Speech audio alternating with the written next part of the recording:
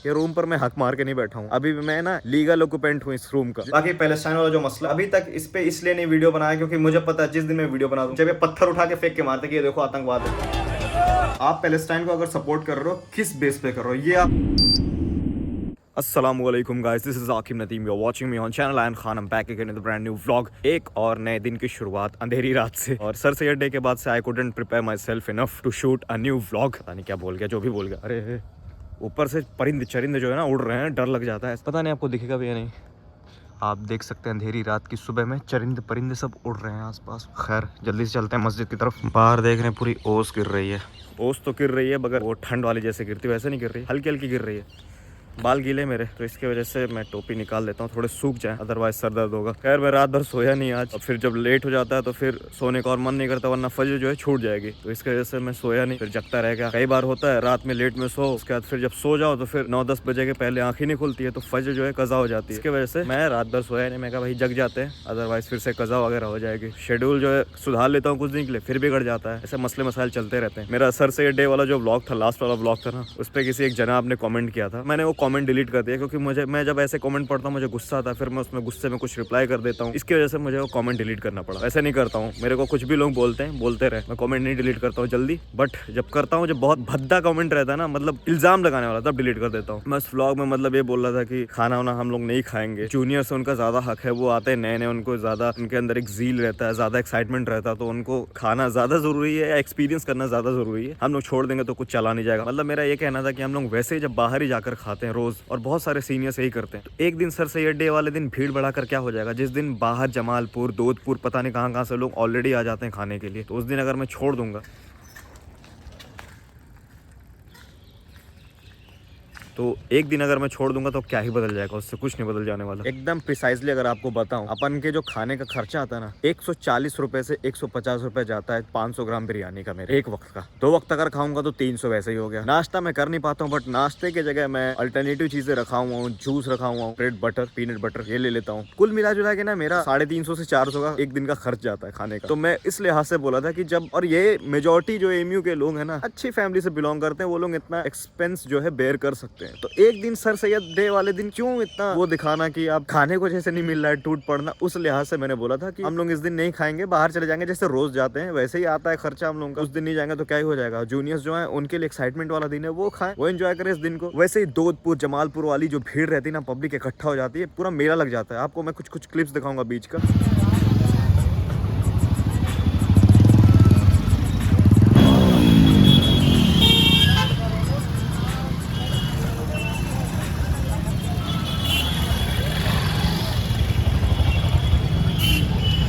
जो मैं व्लॉग में नहीं डाला क्योंकि उसमें लड़की भी रहती है। एक लड़की कभी गलती से व्लॉग में दिख जाती है, आप लोग पिन पॉइंट करते हो आकिब भाई इसका चेहरा ब्लर कर दो। हालांकि मुझे एडिटिंग में पता भी नहीं चलता है कहाँ पे वो लड़की थी। मैं तो एडिटिंग सरसरी से कर देता हूँ, मेरा ध्यान भी नहीं आता। बाद में आप लोग जब बताते हो, उस पर टाइम स्टैम्प देते हो, तब मैं जाके देखता हूँ अरे यहाँ तो खातून बैठी थी। वल्लाही मैं झूठ नहीं बोल रहा हूँ, ऐसा ही है। तो इसमें क्या जरूरत है हम लोग को भी भीड़ लगाने की। हम लोग थोड़े से अगर कम हो जाएंगे, नए वाले बच्चे जो है वो ज्यादा अच्छे से, इधर जाना पड़ेगा, आप रास्ते खत्म हो जाते बात करते करते, तो थोड़ा वो अच्छे से और एंजॉय कर पाएंगे। यही सोचे मैं निकल गया था। तो जनाब कोई थे, उनको लग रहा था हम कोई नेता वगैरह है, लोगों को खुश करने के लिए बातें कर रहे हैं, तो आगे कमेंट करते हैं भाई बड़ी बड़ी बातें करना बहुत आसान है, ठीक है, तुम भी तो हक मार कर बैठे हुए, रूम पर बैठे हुए, रूम छोड़ के चले जाओगे अगर, तो किसी ना किसी को जरूरतमंद को रूम मिल जाएगा। तो मेरे भाई ये रूम पर मैं हक मार के नहीं बैठा हूँ, अभी मैं ना लीगल ऑक्यूपेंट हूँ इस रूम का। जिस रूम में मैं रह रहा हूँ वो तब तक नहीं जाएगा जब तक एंट्रेंस क्वालिफाई नहीं होता पीएचडी का। और इस रूम से मुझे प्रोवोस्ट भी नहीं निकाल सकते क्योंकि मैं इसको इलीगली ऑक्यूपाई नहीं किया हूँ, जैसे और भी लोग करते हैं। पीएचडी होने के बाद भी लोग कई साल तक रुक जाते हैं। अब वो उनसे आप जाकर पूछिए, ऐन खान ऐसा नहीं है। 1 साल तक जब तक मैं एप्लीकेंट हूँ तब तक यहाँ पर रहूंगा, जो भी मुझे एंट्रेंस वगैरह देना है, निकलता है तो ठीक है, नहीं निकलता है मैं इज्जत से छोड़कर चला जाऊंगा। आपको कहने की जरूरत नहीं पड़ेगी। नेता वाला काम नहीं मेरा कि बड़ी बड़ी डिंग मार देना, उसका हक मार के बैठे रहना। इंशाल्लाह ऐसा नहीं करूंगा, ठीक है। इतना तो अल्लाह का खौफ है मेरे को। जिसका कमेंट मैंने डिलीट किया था ना, उसने मेरे ऊपर इल्जाम लगाया हक मार कर बैठना। ये बहुत गलत बात है। आप किसी पे इल्जाम नहीं लगा सकते। इस्लामिकली भी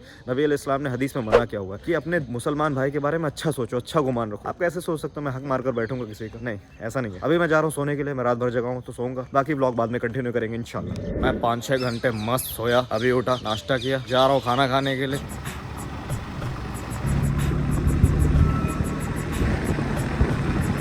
आसिफ भाई बिरयानी जा रहे खाने, कौन सी बिरयानी खाएंगे आसिफ भाई? नाम बताइए। अरे उसका नाम नहीं प्रोनाउंस नहीं कर पा रहा। चलो गाड़ी स्टार्ट करो। आज हम नई जगह पे आए बिरयानी ट्राई करने के लिए। लेट्स सी इसका टेस्ट कैसा होता है।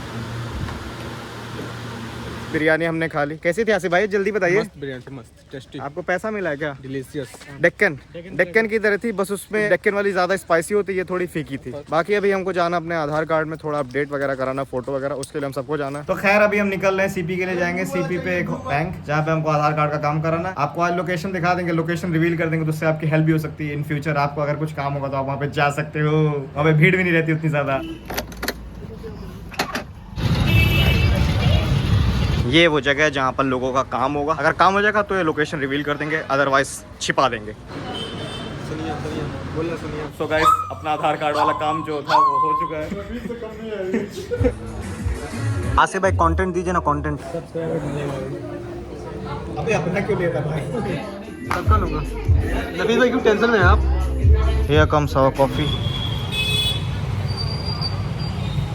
मगरिब वगैरह की नमाज पढ़ के हम फ्री हो चुके हैं। मेरे को आपसे चंद जरूरी बातें करनी थी इन सारी भाग दौड़ के बाद। मेरे पास कमेंट्स आ रहे हैं कि भाई पैलेस्टाइन के लिए कुछ बोलो। इंस्टाग्राम पे बहुत सारे मैसेजेस आते हैं, आप क्यों कुछ बोल नहीं रहे हो। एक तरीके से एक जेन्युइन कंसर्न है, आप पूछ रहे हो क्यों नहीं मैं इस पे बात कर रहा हूँ। ऐसा नहीं कि मैं इस पे बात क्यों नहीं कर रहा हूँ। अगर आप मुझे इंस्टाग्राम पर फॉलो करते तो आपको पता रहता, मैं स्टोरीज पे स्टोरीज डालता रहता हूँ। अभी तक मैंने इस पे ऐसा कोई वीडियो नहीं बनाई है, क्योंकि आपको ही पता है दो तरीके के लोग होते हैं हर चीज में। मेरे को असर पड़ता है, मतलब लोग जब उल्टी सीधी बातें करते हैं ना तो असर पड़ता है। फॉर एग्जाम्पल जैसे मैं एक बार जो हाईवे पे नमाज पढ़ लिया था, उसके वजह से आज तक मेरे पीछे कुछ फिरके परस्त जो मौलवी होते हैं वो पीछे पड़े हुए। हालांकि दुनिया में बड़ी बड़ी तबाहियां हो रही हैं, लोग जिना कर रहे हैं, शराब पी रहे हैं, उल्टे सीधे जो काम करने सब कर रहे हैं। हाईवे पे नमाज पढ़ लिया, गाड़ी पर बैठ के क़याम उसमें नहीं किया। मेरी मजबूरी की हालत भी मैंने बताई है कि इंडिया है और खास करके यूपी है। यूपी में अगर सड़क पर नमाज पढ़ते हुए किसी को कोई देख लेता है, वो भी अकेले में, तो फिर मेरा क्या हश्र होगा।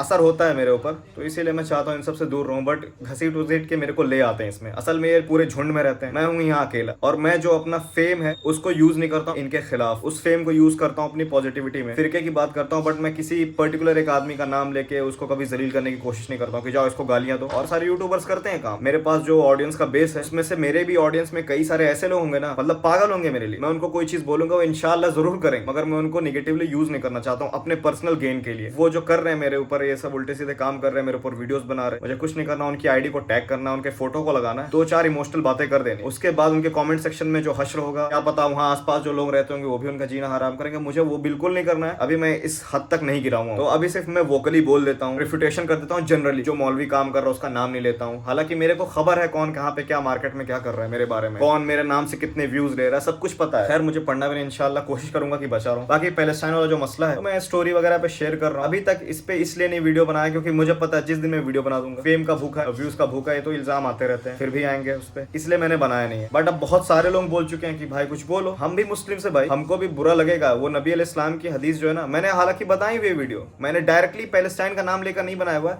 मगर मैंने उम्मत मुस्लिमा को सोचकर मैंने बनाई हुई वीडियो। इस्लाम जो इंडिविजुअल्स के लिए भी है, साथ साथ में कम्युनिटी के लिए भी है। फॉर एग्जाम्पल सही बुखारी की हदीस है जिसमें नबी अलैहिस्सलाम ने फरमाया किसी भी तरीके का दुख, दर्द, प्रॉब्लम, इनफैक्ट डिसीज या फिर कोई कांटा भी मुस्लिम को चुभता है तो अल्लाह ताला उसके जरिए से उसके कुछ गुनाहों को साफ कर देता है। और वहीं दूसरी हदीस में नबी अलैहिस्सलाम ने फरमाया कि ये जो उम्मत है एक बॉडी की तरह है, उस बॉडी में कहीं पर भी चोट लगती है तो उसकी पूरी बॉडी रिएक्ट करती है, इनफैक्ट उसकी नींद जो है हराम हो जाती है। और वहीं और भी हदीस है जिसमें नबी अलैहिस्सलाम ने फरमाया एक मुसलमान दूसरे मुसलमान का भाई है, इर्रेस्पेक्टिव ऑफ ब्लैक है, व्हाइट है, दुनिया के किसी भी कोने का है, कहीं का बादशाह है या फिर कहीं का कोई वर्कर है, वो भाई है एक दूसरे के। अब हमारे पास न्यूज आती है कहीं पे कोई परेशान है, कहीं किसी पर जुल्म हो रहा है, हम कई बार कंफ्यूज जाते हैं हम करें क्या। तो अगर आप बड़े हैं, पैसे वाले हैं, अच्छी पोजीशन पे, तो अब तो आप हेल्प कर सकते हो। यंगस्टर्स जो टीनेजर्स हैं उनके अंदर मोटिवेशन ज्यादा रहता है बट रिसोर्सेस कम रहती है। तिरमिज़ी की हदीस है जिसमें नबी अलैहिस्सलाम ने फरमाया दुआ जो है तकदीर को भी बदल सकती है। दिल से जो दुआ निकलेगी ना वो भी इनफ है। जाके नमाज पढ़ो और अपने आप को इस लायक बनाओ कि आप अल्लाह से अच्छा कनेक्शन बिल्ड कर पाओ, ताकि आप जब दुआएं करो तो अल्लाह ताला आपकी दुआओं को सुने। हो सकता है अल्लाह ताला दूसरों की आजमाइश के जरिए आपको भी आजमा रहा है। जो चीज हम आज हफ्ते भर के लिए कर रहे हैं, जब हम प्रॉब्लम में होते हैं, उस सिचुएशन में जो कर रहे हैं उसको अगर साल के 365 दिन रिपीटेडली करें तो वो ज्यादा बेहतर होगा। वैसे भी एक और हदीस है जिसमें नबी अलैहिस्सलाम ने फरमाया अल्लाह ताला को वो अमाल ज्यादा पसंद है जो रोज किए जाए, रेगुलरली। एक दिन बहुत ज्यादा आप कर दो, उसके दूसरे दिन से आप सुस्ती में बैठ जाओ। थोड़ा थोड़ा करो बट रोज करो, रेगुलरिटी होनी चाहिए आपके अमाल में। क्योंकि सिर्फ पैलेस्टाइन इकलौती ऐसी जगह नहीं है जहाँ पर मुस्लिम जो है परेशान। लेबनान, सीरिया, यमन, युगर मुस्लिम, बर्मा के मुस्लिम, म्यांमार में, उसके बाद फिर कश्मीर के मुस्लिम, साउथ अफ्रीकन कंट्रीज में जो है वहाँ पे बड़ी बुरी हालत है मुस्लिम्स की। मैं एक जनरल वीडियो बनाया और उसमें हदीसें वगैरह शेयर किया था कि जनरल बॉडी ऑफ मुस्लिम जो होती है, अगर कहीं पे भी किसी के ऊपर कोई जुल्म हो रहा है ना तो उसका जो इम्पैक्ट पड़ता है बाकी मुस्लिम्स पे भी, उनको बुरा फील होता है। जो मुस्लिम समझते हैं, जो फिरकों के वजह से उस कंट्री में फला फिरके के लोग रहते हैं, इस्लाम उनको सपोर्ट करेंगे,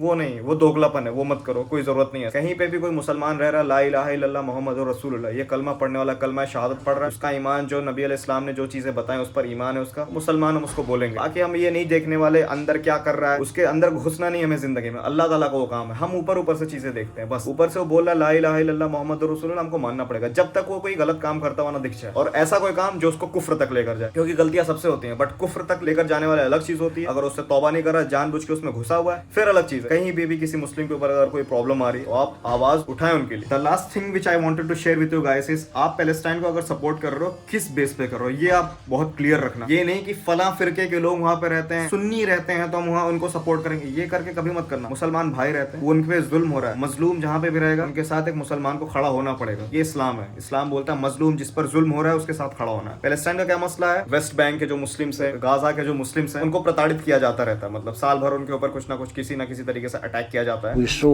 one night, that night, the night before, the movement of lights, armored trucks moving around, moving like this. So we know that something is wrong.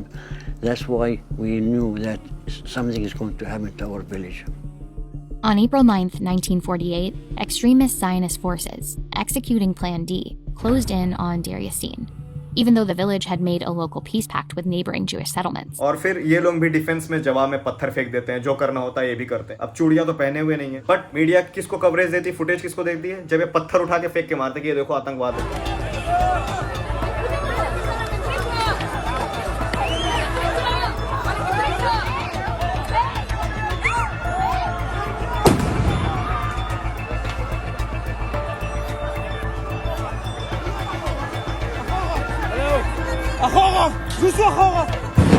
हालांकि ताली दोनों हाथ से बजती है, कभी भी एक हाथ से नहीं ताली बजती है। मसला क्या है, ज्यूज जो है जब इनको यूरोपियन कंट्रीज में मारा जा रहा था, पीटा जा रहा था, इधर उधर से भगाया जा रहा था, इनका कोई खुद का जो है एम्पायर था नहीं, तब ये लोग गए थे अरब कंट्रीज में। मुस्लिम्स ने इनको थोड़ी सी जगह दी थी कि आओ रहो। आप जाके हिस्ट्री पढ़ना, डॉक्यूमेंटेड हिस्ट्री मौजूद है, वहाँ पे आपको मिल जाएगा कि हाँ ऐसा हुआ है, अपनी तरफ से हम लोग बात नहीं कर रहे। उनको जगह दी गई, वो रहने लगे। अब वही होता है ना, फॉर एग्जाम्पल सूरह यूसुफ में आता है ना, यूसुफ अलैहिस्सलाम अपने भाइयों से मोहब्बत करते थे, मगर उनके भाई उनसे बुग्ज रखते। ज्यूज जो है वो इसहाक अलैहिस्सलाम की कौम से आए, इस्माइल अलैहिस्सलाम से नबी अलैहिस्सलाम आए हुए, उनकी लीनियत से। इसहाक अलैहिस्सलाम से ज्यूज लोग आए हुए। जैसे यूसुफ अलैहिस्सलाम उनके भाइयों में बनती नहीं थी, यूसुफ अलैहिस्सलाम उनसे मोहब्बत करते थे, मगर उनके भाई उनसे बुग्ज रखते थे, उनको मारने के लिए कुएं में भी ले गए थे फेंकने के लिए। ऐसा आज भी ज्यूज जो है कजी नहीं लगते मुस्लिम्स के। हम लोग एक ही डॉक्ट्रिन को फॉलो करते हैं, मोनोथीज्म। हम लोग भी एक गॉड में बिलीव करते हैं, वो भी एक गॉड में बिलीव करते हैं, वो भी एक रिवील्ड स्क्रिप्चर पे फेथ रखते हैं, हम भी एक रिवील्ड स्क्रिप्चर पे ही फेथ रखते हैं। बट यहाँ पे जो आती है बात ईगो की आती है, प्राइड की आती है और धोखेबाजी की, फ्रॉड है। ज्यूज के अंदर एक नेचर है जो मुनाफिकत वाला है, हिपोक्रेसी। जैसे वो सूद जो है, जब उनके ऊपर सूद हराम किया गया था तो वो आपस में जो है सूद नहीं लेते थे, बट कोई दूसरे रिलीजन का इंसान रहता था उनके वक्त में, दूसरे से सूद लेते थे, तो इनको जगह दी मुस्लिम्स ने रहने की। ये आके रहे, धीरे धीरे करके दुनिया भर के जो जूस जो है एक जगह पे जाकर इकट्ठा होने लगे, उनकी तादाद ज्यादा हो गई, तो मारना पीटना, उनको परेशान करना शुरू कर दिया। और फिर दूसरी कंट्रीज भी उनको सपोर्ट करने लगे। जब इंडिया के ऊपर यूनाइटेड किंगडम, इंग्लैंड, इंग्लिश लोगों ने आके जब हाथ डाला था, तो इंडिया ने रेजिस्ट कर रहे थे ना। शहीद भगत सिंह जो थे, उन्होंने रेजिस्ट किया, उन्होंने जाके बॉम्ब फेंका था ताकि लोगों का उन पर ध्यान जाए। भगत सिंह ने काम किया था। उनको इंग्लैंड वाले जो है टेररिस्ट बोल रहे, बट वो कॉज के लिए थे, उन्होंने कॉज के लिए किया था। सेम पैलेस्टीनियंस भी एक कॉज के लिए कर रहे हैं। उनको जब कोई मार रहा है तो वापस से रिटर्न में वो पत्थर उनके ऊपर फेंक रहे हैं। इसमें तीसरी पार्टी इन्वॉल्व हो रही है, मुस्लिम्स में ही होगी जो इनके बीच में झगड़ा लगा रही है, वल्लाह वाला। बट जो मासूम है उनकी हम बात कर रहे हैं, भाई मासूम है, उन पर जुल्म हो रहा है। अब बहुत सारे लोग ये हैं इसलिए नहीं सपोर्ट कर रहे पैलेस्टाइन को कि ये मुस्लिम्स हैं, इनका सपोर्ट ही नहीं करना। तो ये उनका अलग व्यू पॉइंट है, उनका रिलीजन उनको ये सिखाता होगा, discrimination on the basis of religion, creed. हमारे फेथ सिखाती है कि अगर जब तक तुमको कोई छेड़े ना तब तक उसको छेड़ो मत। अगर कोई तुमको छेड़ रहा है, बदतमीजी कर रहा है, जबरदस्ती तुमको इस्लाम प्रैक्टिस करने के बीच में टांग अड़ा रहा है, तो अगर तुम इस लायक हो कि उनसे बदला ले सकते हो तो लो, नहीं हो तो सब्र करो। बस